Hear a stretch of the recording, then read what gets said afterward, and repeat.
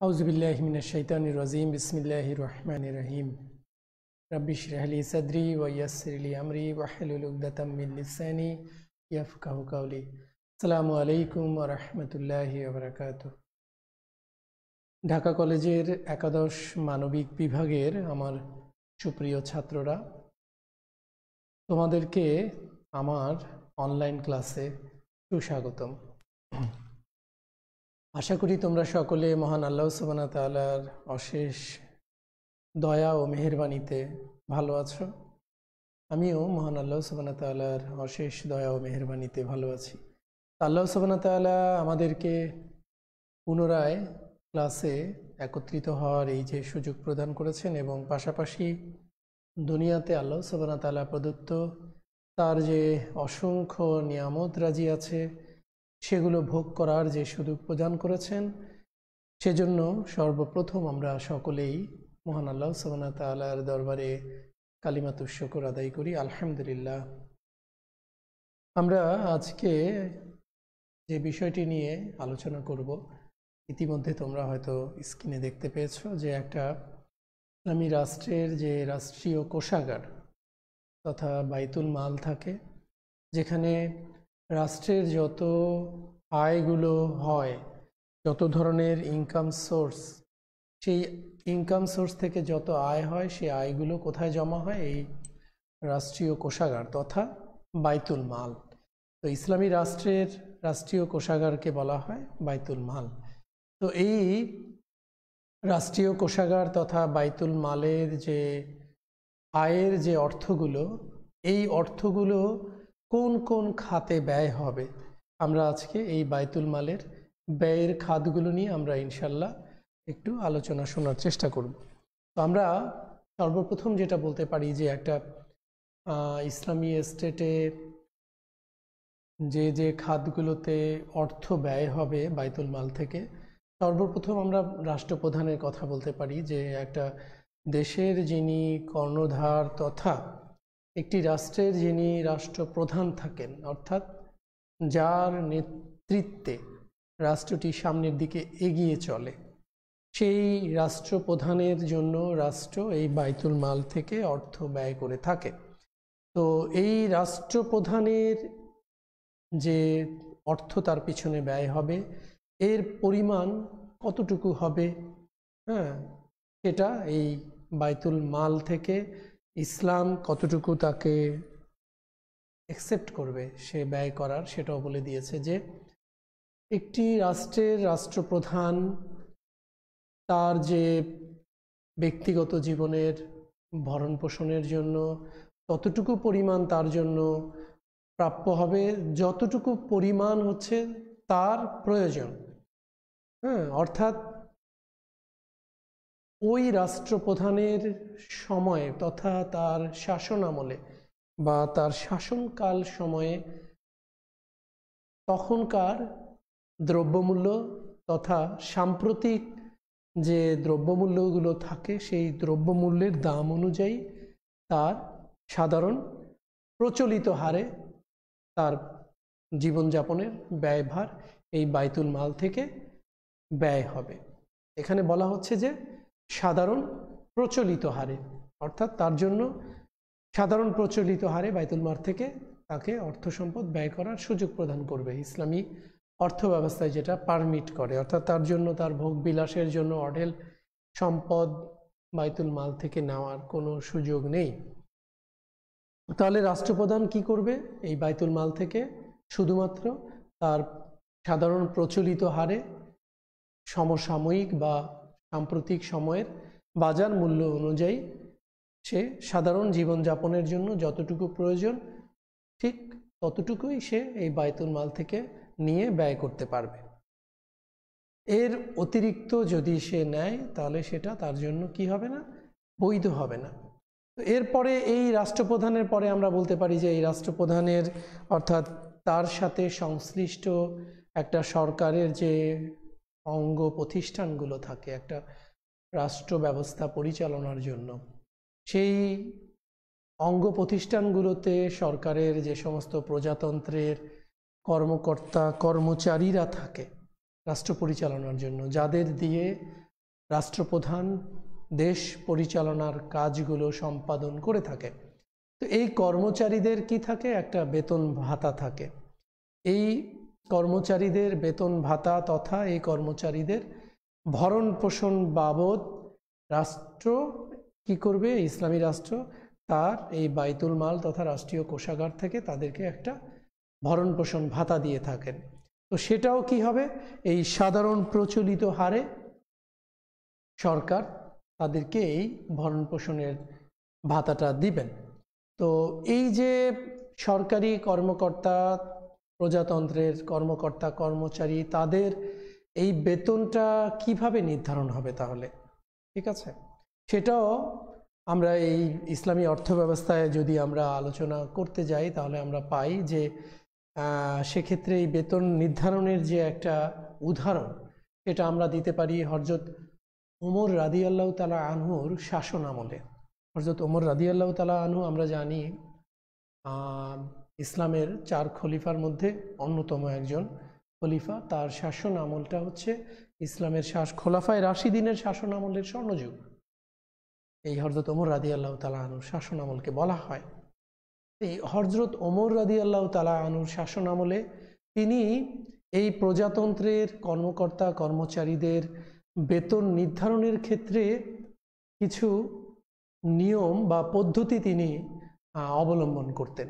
হ্যাঁ, সেই নিয়ম বা পদ্ধতি অনুযায়ী তিনি তখন এই ইসলামী রাষ্ট্রের যারা প্রজাতন্ত্রের বেতনভুক্ত কর্মকর্তা কর্মচারী ছিল তাদেরকে এই বাইতুল মাল তথা রাষ্ট্রীয় কোষাগার থেকে তিনি ভরণ পোষণ ব্যয়ের জন্য তিনি অর্থ বা সেখান থেকে তিনি সহায়তা দিতেন। তো হযরত ওমর রাদিয়াল্লাহু তাআলা আনহুর যে গৃহীত নীতি সেগুলো একটু আমরা শুনি যে তিনি কিছু বিশেষ পদ্ধতির মাধ্যমে তখন এই কর্মকর্তা কর্মচারীদের ভরণ পোষণের ভাতাগুলো তিনি দিতেন। সেগুলো কিন্তু আমরা একটু যদি মনোযোগ আকারে শুনি বা সেগুলো কিন্তু একটা দৃষ্টি আকর্ষণীয় একটা বিষয়। তো তৎকালীন সময়ে তিনি যে কৌশলটি নিয়েছিলেন যে একজন রাষ্ট্রের কর্মকর্তা তথা কর্মচারীর বেতন ভাতা নির্ধারণের ক্ষেত্রে তিনি যে কৌশলটি নিয়েছিলেন সে কৌশলগুলোর মধ্যে প্রথমে যে কৌশলটা সেটা হচ্ছে যে ওই কর্মকর্তা বা কর্মচারী ইসলামের জন্য কি পরিমাণ কষ্ট বা দুঃখ ভোগ করেছে, ইসলাম প্রতিষ্ঠার জন্য ওই কর্মকর্তা বা কর্মচারী কতটুকু দুঃখ কষ্ট ভোগ করেছে। এই উদাহরণটা এজন্য এনেছি যে তৎকালীন সময়ে যেহেতু আল্লাহ রাসূল সাল্লাল্লাহু আলাইহি সাল্লাম থেকে শুরু করে 4 খলিফার শাসন আমল পর্যন্ত সারা পৃথিবীতে কিন্তু ইসলামের জোয়ার বয়ে গিয়েছিল। হ্যাঁ, বা ইসলামের দাওয়াত তারা পৌঁছে দেওয়ার চেষ্টা করেছিল। তো যেহেতু সেটা ছিল রাসূল সাল্লাল্লাহু আলাইহি সাল্লামের যুগে ইসলামের সবচেয়ে বেশি কষ্টদায়ক সে বিষয়গুলো ছিল ইসলাম প্রচারের ক্ষেত্রে। হ্যাঁ, সাহাবীরা অনেক দুঃখ কষ্ট ভোগ করেছেন। এই জন্য হয়তোবা হযরত ওমর রাদিয়াল্লাহু তাআলা আনহু এই বিষয়টাকে সামনে নিয়ে এসেছিলেন যে ওই রাষ্ট্রীয় কর্মকর্তা বা কর্মচারী ইসলামের জন্য কতটুকু পরিমাণ বা কি পরিমাণ দুঃখ কষ্ট ভোগ করেছে সেটা একটা উনি ক্রাইটেরিয়া দাঁড় করিয়েছিলেন যে সেই ক্রাইটেরিয়া অনুযায়ী তাকে কি বেতন ভাতা বা ভরণ পোষণের পরিমাণটা দেওয়া হবে বা নির্ধারণ করা হবে। দ্বিতীয় যে তার হযরত ওমর রাদিয়াল্লাহু তাআলা আনহুর আরেকটি যে গৃহীত নীতি বা কৌশল সেটা হচ্ছে ওই কর্মকর্তা বা কর্মচারী ইসলাম প্রচারের ব্যাপারে কতখানি তিনি অগ্রবর্তী ছিলেন বা কতটুকু তিনি অগ্রসর হয়েছিলেন। এরকম হতে পারে যে তিনি ইসলামের প্রাথমিক যুগে কতগুলো যুদ্ধে অংশগ্রহণ করেছিলেন, তার অবদান কি ছিল ইসলাম প্রচারের ক্ষেত্রে। এরপরে আরেকটি কৌশল তিনি অবলম্বন করেছিলেন সেটা হচ্ছে যে ইসলাম প্রতিষ্ঠায় কতখানি কষ্ট তিনি স্বীকার করেছিলেন, কতখানি দুঃখ তিনি ভোগ করেছিলেন। এরপরে আরও একটি গৃহীত নীতি যেটা হচ্ছে ইসলামী জীবনযাপনের জন্য তথা তার ইসলামী যে জীবনযাপন আছে ইসলামী জীবনযাপন পরিচালনা করার জন্য একজন কর্মকর্তা বা কর্মচারী কতটুকু পরিমাণ তার সম্পদের প্রয়োজন হবে সাধারণ জীবনযাপনের জন্য, সেটাও তিনি একটা বিবেচ্য বিষয় হিসেবে নিয়ে এসেছিলেন যে তার কতটুকু প্রয়োজন। হ্যাঁ, এরপরে আরও একটি বিষয় তিনি কৌশল হিসেবে নিয়েছিলেন সেটা হচ্ছে যে ওই সরকারি বা প্রজাতন্ত্রের যিনি কর্মকর্তা বা কর্মচারী, তার পরিবারের সদস্য সংখ্যা কতজন, বা তার উপরে কতজন লোক নির্বাহ করছে, বা তার উপরে কতজন মানুষ ভরণ পোষণের দায়িত্ব তার কাঁধে পড়েছে। হ্যাঁ, ওই ব্যক্তির উপরে কতজন মানুষের ভরণ পোষণের দায়িত্ব অর্পিত হয়েছে। এই কয়েকটি কৌশল তিনি বা গৃহীত নীতির ভিত্তিতে তিনি তখন হযরত ওমর রাদিয়াল্লাহু তাআলা আনহু কি করেছিলেন, এই প্রজাতন্ত্র তথা রাষ্ট্রের যারা কর্মকর্তা বা কর্মচারী ছিলেন তাদের বেতন ভাতা তিনি নির্ধারণ করতেন এভাবে, এই কৌশলে। তো আমরা তাহলে একটা ইসলামী রাষ্ট্রের রাষ্ট্রপ্রধান, পাশাপাশি ওই রাষ্ট্রের সরকারি কর্মচারীদের বেতন কি হবে, কিভাবে নির্ধারণ হবে, সে কৌশল সম্পর্কে আমরা একটু শুনলাম। এরপরে আমরা বলতে পারি যে ইসলামী স্টেটে বন্দি বা কয়েদি থাকে। এই বন্দি কয়েদিদের ভরণ পোষণের দায়িত্বও কিন্তু রাষ্ট্রের। হ্যাঁ, একটা রাষ্ট্রের যে কারাগারে যারা বন্দী থাকে তাদের অনেকগুলো মৌলিক চাহিদা থাকে। হ্যাঁ, সেই মৌলিক চাহিদাগুলো কতখানি আমরা দেখি যে রাষ্ট্র ফুলফিল করতে পারে। অনেক সময় কারাগারে ধুকে ধুকে অনেক বন্দি কয়েদি মারা যায়, রোগ শোক জরা ব্যাধি বিভিন্ন কারণে, বার্ধক্যে উপনীত হয়। হ্যাঁ, ঠিকমতো খাবারের যতটুকু পুষ্টিকর খাবার তার প্রয়োজন সেটাও অনেক সময় পায় না। তো একটা ইসলামী স্টেটে যখন কোনো বন্দি বা কয়েদি কারাগারে অবস্থান করবে, তখন ওই রাষ্ট্রের দায়িত্ব হয়ে যায় তার উপরে যে ওই কারাগারে বন্দি কয়েদিদের সকল প্রকার মৌলিক চাহিদা রাষ্ট্র ফুলফিল করবে। রাষ্ট্রের তখন এটা দায়িত্ব হয়ে যায় যে রাষ্ট্র তাদের সকল প্রকার দায়িত্ব নিজের কাঁধে নিয়ে আসবে।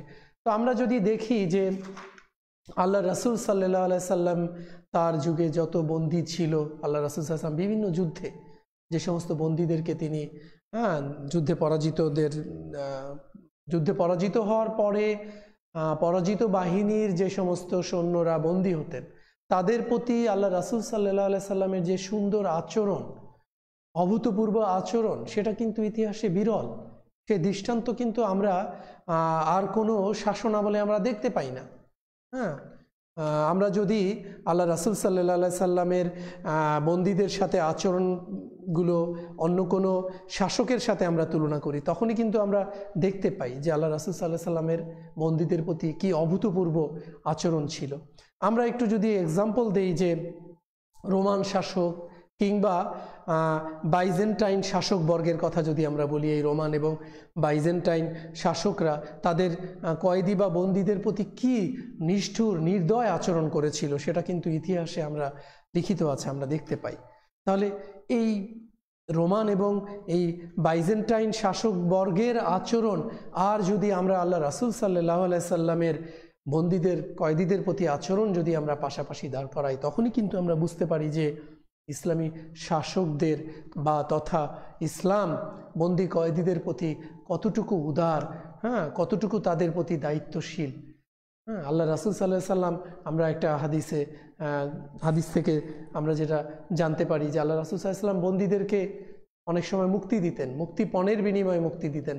হ্যাঁ, যে সেটা কোনো প্রকার অর্থকড়ি হতে পারে, কোনো সম্পদ হতে পারে, যতটুকু তার সামর্থ্যে কুলায় সেই সামর্থ্য অনুযায়ী সেই বন্দীকে সেটার বিনিময়ে তাকে মুক্তি দিতেন। যদি কোনো বন্দীর কোনো সম্পদ বা কিছু দেওয়ার যদি তার সামর্থ্য না থাকতো, তখন হয়তো আল্লাহ রাসূল সাল্লাল্লাহু আলাইহি সাল্লাম তাকে জিজ্ঞেস করতো যে তোমার কি আছে, তুমি কি শিক্ষিত বা তুমি কি অক্ষর জ্ঞান সম্পন্ন? তখন যদি ওই বন্দী বলতো যে হ্যাঁ আমি শিক্ষিত বা আমি জ্ঞানের অধিকারী, তখন আল্লাহ রাসূল সাল্লাল্লাহু আলাইহি সাল্লাম তাকে শর্ত দিত যে তুমি আমার এতজন সাহাবীকে তুমি সুশিক্ষিত করো, বা এতজন সাহাবীকে কি করো, জ্ঞান দান করো, তাদেরকে জ্ঞান দান করো, তাদেরকে শেখাও, তাদেরকে শিক্ষিত করো, অক্ষর জ্ঞান সম্পন্ন করো। তো এই অক্ষর জ্ঞান সম্পন্ন করা বা শিক্ষা প্রদানের মাধ্যমেও কিন্তু আল্লাহ রাসূল সাল্লাল্লাহু আলাইহি সাল্লাম কয়েদি তথা বন্দীদেরকে মুক্তি প্রদান করেছিলেন। তো আল্লাহ রাসূল সাল্লাল্লাহু আলাইহি সাল্লামের এই শাসন আমল তথা পরবর্তীতে খোলাফায়ে রাশিদিনের শাসন আমল, ইসলামী খেলাফতের যতদিন শাসন আমল ছিল, আমরা তখন কিন্তু এই জিনিসগুলো দেখতে পাই যে বন্দী এবং কয়েদিদের প্রতি ইসলাম কত উদার ছিলেন, কত মানবিক আচরণ তাদের প্রতি করতেন। তো যাই হোক, এরপরে আমরা একটা ইসলামী স্টেটের আরও যে ব্যয়ের খাতগুলো সেদিকে আমরা যদি দেখি, যে লাওয়ারিশ শিশুদের প্রতিপালন। লাওয়ারিশ বলতে যাদের কোনো কি নাই, পিতামাতা নাই, এমন শিশু আছে, হ্যাঁ, এতিম, অনাথ, এতিম অনাথ শিশু, হ্যাঁ, কিংবা যাদের পিতামাতাহীন জন্ম হয়েছে। আমরা দেখি অনেক সময় রাস্তাঘাটে নতুন সদ্যভূমিষ্ঠ হয়েছে সন্তানকে ফেলে বাবা মা চলে যাচ্ছে। তো সেটা হয়তো বৈধ সন্তানও হতে পারে, আবার হয়তো অবৈধ সন্তানও হতে পারে। তো যাই হোক, এভাবে এগুলোকেই বলে মূলত যাদের কোনো পিতামাতা নেই, পিতামাতার হদিস পাওয়া যায় না, এখানে ওখানে জন্মের পরে ফেলে চলে যায়, ঠিক আছে, কিংবা কোনো প্রতিষ্ঠানেও দিয়ে যায়। তারা তাদের পিতৃ পরিচয় বড় হয়, হয়তো যে পিতামাতা তাদেরকে কোনো প্রতিষ্ঠানে দিয়ে যায়, তারা হয়তো তাদের নাম ঠিকানা বা পরিচয় সেখানে গোপন করে, সঙ্গত কারণেই হয়তো এই জিনিসগুলো করে। তো যাই হোক, তো এই ধরনের অনাথ, এতিম, লাওয়ারিশ শিশুদের দায়িত্ব কিন্তু বর্তায় রাষ্ট্রের উপরে। এবং একটা ইসলামী রাষ্ট্রের এ ধরনের যে শিশুগুলা, এদের ভরণ পোষণের দায়িত্ব কিন্তু রাষ্ট্রকেই নিতে হয়। রাষ্ট্র এই এতিম, অনাথ এবং লাওয়ারিশ শিশুদের লালন পালন করবে, এবং পাশাপাশি রাষ্ট্র তাদের পিছনে অর্থ সম্পদ ব্যয় করবে। কোন খাতে? তাদের মৌলিক যে চাহিদাগুলো আছে, হ্যাঁ, তাদের স্বাস্থ্য, শিক্ষা, ভরণ পোষণের, পোশাক আশাক, এই সমস্ত দায়িত্ব কিন্তু তখন রাষ্ট্রের উপরে বর্তায়। রাষ্ট্র বাইতুল মাল তথা রাষ্ট্রীয় কোষাগার থেকে তাদের পেছনে অর্থ সম্পদ ব্যয় করবে। এরপরে আমরা আরেকটি ব্যয়ের খাত দেখতে পারি, যে অমুসলিমদের আর্থিক নিরাপত্তা প্রদান। একটা ইসলামী রাষ্ট্রে বিধর্মীরা থাকতে পারে, অনেক অমুসলিমরা বসবাস করতে পারে। তখন অমুসলিমরা সাধারণত একটা ইসলামী স্টেটে বিধর্মীরা কি করে? জিজিয়া দিয়ে থাকে। তো এই অমুসলিম তথা বিধর্মীরা যখন বার্ধক্যে উপনীত হয়, কিংবা তাদের যখন কোনো সামর্থ্য থাকে না, হ্যাঁ, তারা যখন বয়স্ক হয়ে যায়, তাদের পক্ষে যখন জিজিয়া দেওয়া কোনোভাবেই সম্ভব নয়, তখন কিন্তু ইসলামী রাষ্ট্র কিন্তু তাদেরকে কি করে? জিজিয়া থেকে তাদেরকে মুক্তি দেয়, অর্থাৎ তাদেরকে থেকে ইসলামী রাষ্ট্র জিজিয়া আর নেয় না। আমরা জিজিয়া কি, এটা আমরা পূর্ববর্তী ক্লাসে আমরা শুনেছি, আশা করি তোমাদের মনে আছে। তখন ইসলামী রাষ্ট্র কি করে? এই বয়স্ক তথা এই যারা সামর্থ্য নেই, হ্যাঁ, জিজিয়া কর দেওয়ার অক্ষম, যারা জিজিয়া কর দিতে তারা অক্ষম অবস্থায় উপনীত হয়েছে, তখন ইসলামী রাষ্ট্র তাদের থেকে জিজিয়া কর তো নেয়ই না, বরঞ্চ ইসলামী রাষ্ট্র তখন কি করে? তাদের সকল প্রকার ভরণ পোষণের দায়িত্ব নিয়ে নেয়। তখন এই ইসলামী রাষ্ট্র বাইতুল মাল তথা রাষ্ট্রীয় কোষাগার থেকে এই বিধর্মীদের তথা এই অমুসলিমদের ভরণ পোষণের ব্যবস্থা গ্রহণ করে থাকে। তো এটাও একটা ব্যয়ের খাত। এরপরে আরও একটি ব্যয়ের খাত আমরা বলতে পারি একটা ইসলামী রাষ্ট্রের বাইতুল মাল থেকে, সেটা হচ্ছে কর্জে হাসানা প্রদান। আমরা জাহিলিয়াতের যুগে আমরা যদি তাকাই, তখন কিন্তু আমরা দেখি মানুষ যত প্রকার লেনদেন করত, সকল প্রকার লেনদেনে কিন্তু কি ছিল? সুদ ছিল।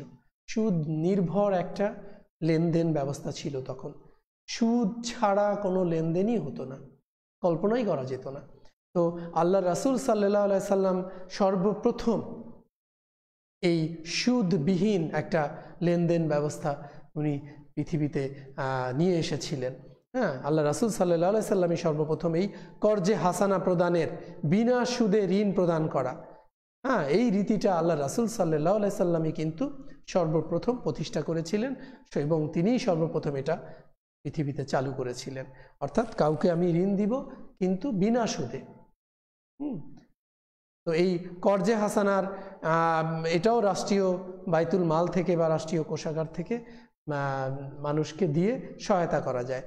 এরপরে আমরা একটা ইসলামী স্টেটের বিভিন্ন জনকল্যাণমূলক ও উন্নয়নমূলক কাজের দিকে যদি আমরা তাকাই, সে জনকল্যাণমূলক এবং উন্নয়নমূলক কাজেও কিন্তু যে ব্যয়গুলো হয় সেগুলো এই বাইতুল মাল থেকেই ব্যয় করা হয়।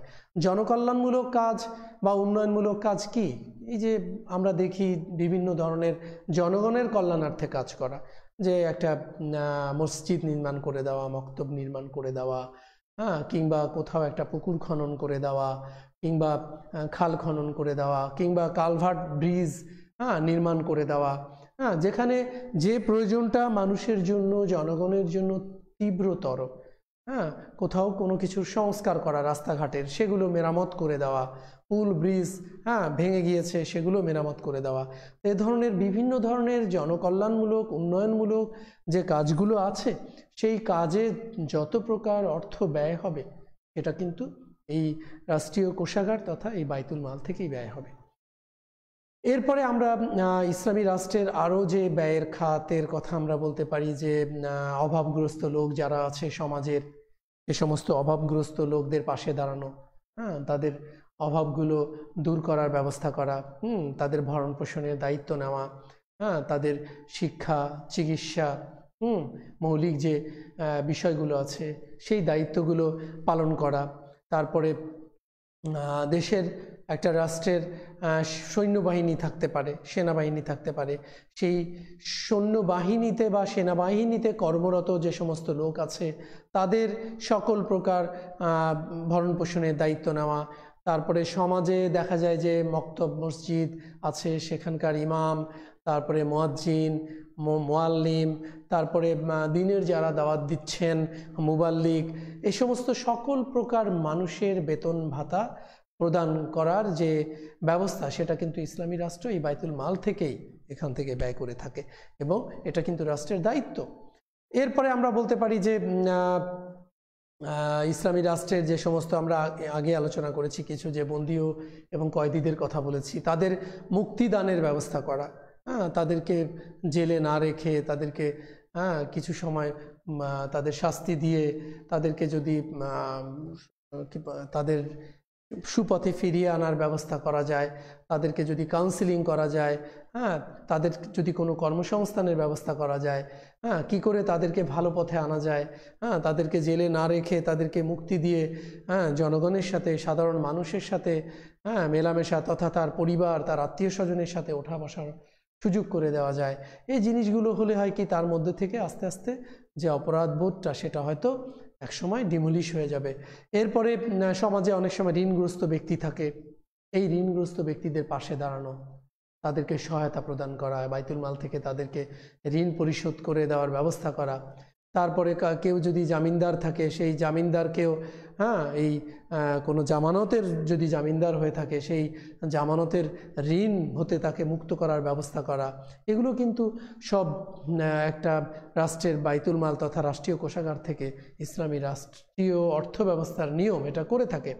এরপরে ইসলামী রাষ্ট্রের বিভিন্ন ধরনের রাষ্ট্রীয় ব্যয়গুলো আছে, সেই ব্যয় নির্বাহের সকল প্রকার, প্রজাতন্ত্রের ব্যয় নির্বাহের সকল প্রকার খরচ এই বাইতুল মাল থেকে হয়ে থাকে।